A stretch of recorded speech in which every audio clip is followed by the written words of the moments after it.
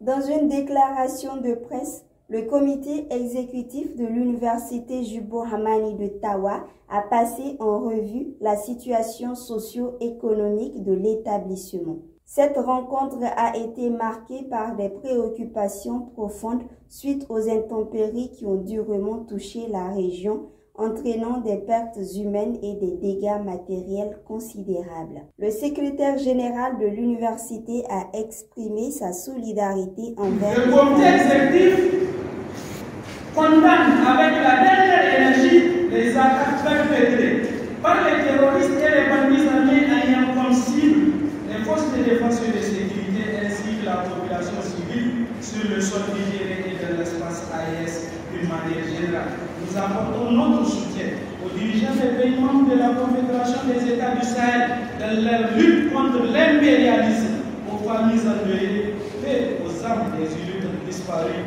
et à l'ensemble de la population de la Confédération.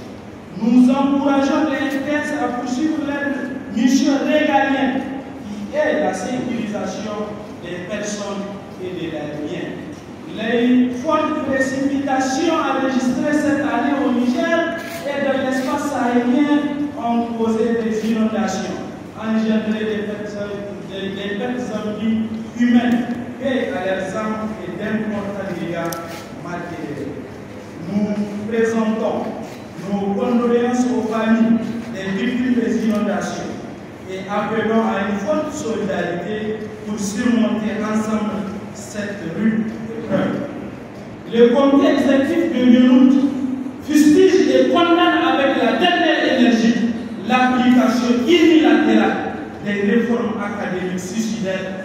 Le comité exécutif de l'UNUT déplore la lenteur par laquelle et l'irresponsabilité de la NAM dans le paiement de la bourse et de l'aide sociale, ainsi que le traitement des dossiers de réclamation, de bourse, transfert de bourse et d'activation.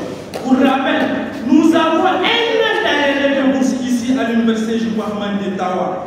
Nous fustigeons aussi l'insuffisance d'infrastructures au niveau de l'Université Jubo Hamani de Tawa. Étant la seule grande université du Niger, ne disposons pas d'un complexe sportif, d'un foyer universitaire équipé et d'une place de la culture. Nous exigeons aussi la concrétisation de l'ouverture des masters à la FSA et à la FSE pendant cette rentrée académique qui s'annonce.